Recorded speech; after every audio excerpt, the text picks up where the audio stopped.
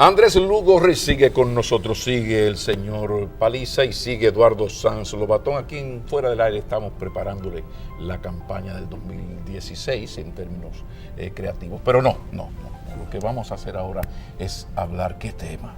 El gran tema de la corrupción que está poniendo en peligro, piensa uno, esta democracia nuestra. Ya es un problema que va más allá de lo político y por eso es tan importante que ustedes se tomen el tiempo necesario para darme sus opiniones. ¿Qué se puede hacer desde la visión política de ustedes, de ese PRD que algún día tendrá la dirección de jóvenes con otra visión? ¿Qué se puede hacer con el tema de la corrupción tan presente y determinante en la lucha electoral? Andrés. Bueno, la corrupción lamentablemente es un flagelo que no solamente genera pobreza, sino que a la vez se constituye un obstáculo para poder vencer y combatir la pobreza que nos hace uno de los países más desiguales en términos sociales de la región. Sin embargo, yo creo que institucionalidad y voluntad política son los ejes fundamentales para poder de alguna manera avanzar en un tema que se constituye en una gran deuda de todos los gobiernos de la etapa republicana en nuestro país. Sin embargo, es un tema que se ha agravado en los gobiernos del Partido de la Liberación Dominicana.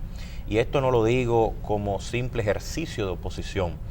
Yo creo que si nosotros desde el año 2004 hasta la fecha empezamos a enumerar los casos, las denuncias, los escándalos de corrupción en prácticamente gran parte de la estructura de la administración pública, son innumerables. Para la campaña del 2012 nosotros, un equipo técnico de mi organización, llegamos a hacer una relación. ¿Tú eres del PRD? Yo soy del PRD. O sea, tú no tienes que ver con la Alianza Socialdemócrata, el PRM. Eso es un tema. O sea, a debatir más tarde. Pido perdón, claro. Debí referirme a eso. Ustedes los tres son miembros del PRD de la franquicia, el oficial. Ustedes no tienen que ver con el PRM. Al fin y al cabo termina siendo lo mismo. Exacto. Es el mismo corazón, el mismo sentimiento y la misma gente. Tiene futuro ese muchacho. Esa reflexión. Entonces, es cierto. Entonces perdón, Andrés. Nosotros simplemente un desahogo de participación, pero en realidad termina siendo lo mismo. Nosotros hicimos una relación.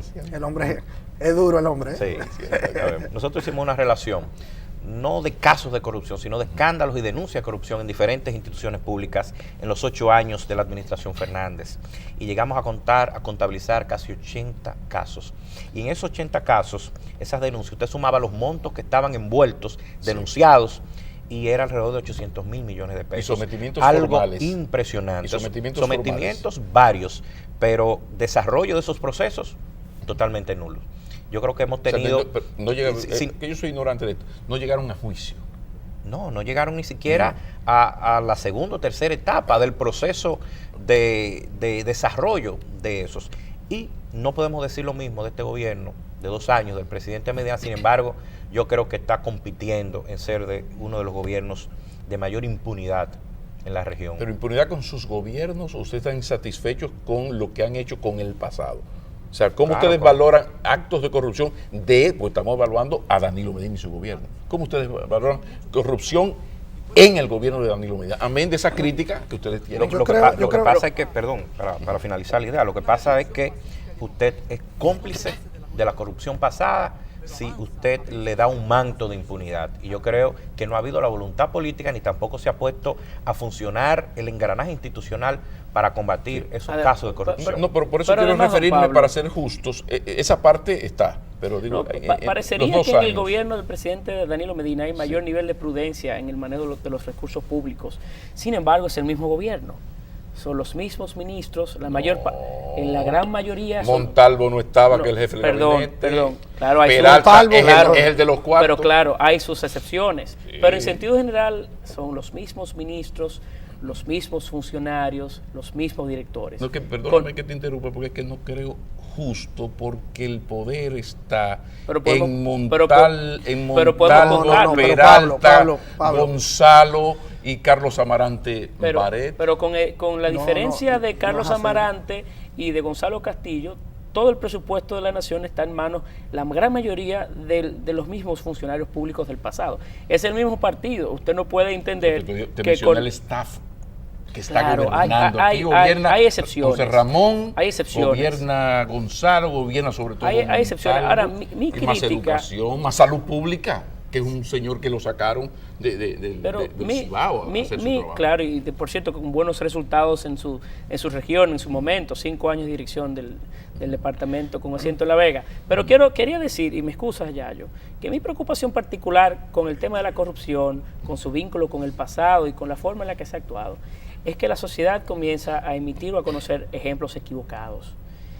Un político, sobre todo los políticos a esos niveles que logran mayor nivel de atención, son estrellas de rock, por decirlo de alguna manera, son referentes en la sociedad en sentido propio. Y cuando de allí conocemos que la impunidad es total, que la corrupción no es atacada, que son socialmente inclusive comienzan a ser, no son penados por la sociedad en sentido general, pues entonces lo que crecemos, lo que la sociedad que viene subiendo, entonces conoce de ejemplos que son los equivocados y crece alrededor de esos ejemplos. Y por tanto, mi preocupación con el tema de atacar la corrupción reside ahí, evidentemente nuestro comportamiento y nuestro compromiso con el futuro.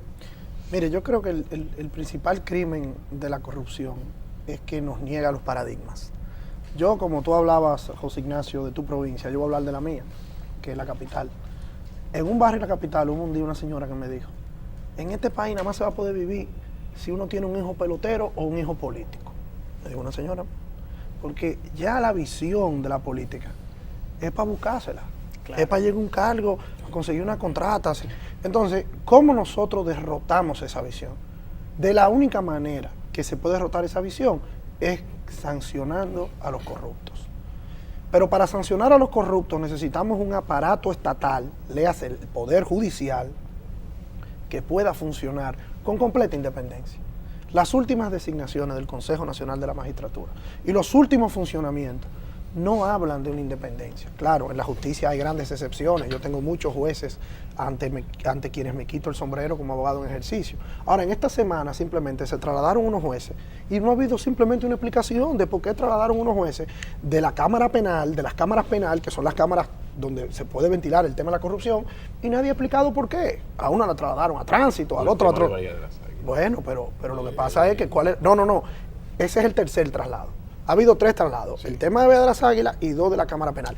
Pero ni el tema de Bahía de las Águilas, ni el tema de las Cámaras Penal, a nadie le han explicado por qué trasladaron esos jueces.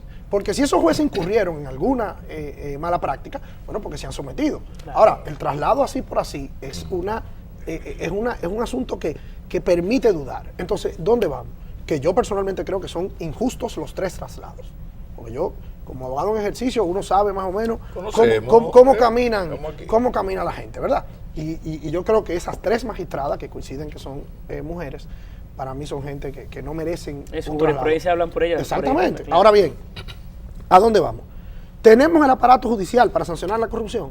Para mí no lo tenemos. Tenemos un aparato judicial simple y llanamente imbuido de las mismas complicidades que tiene este país en la situación en la que tiene. Y tendrá que venir una nueva propuesta política, una nueva forma de hacer política que entienda que si en este país usted en 10 años se puede hacer multimillonario sin que nadie le conociera riqueza, porque como que ahora Paliza que se compró un carro nuevo, bueno, pues eso no puede sorprender a nadie.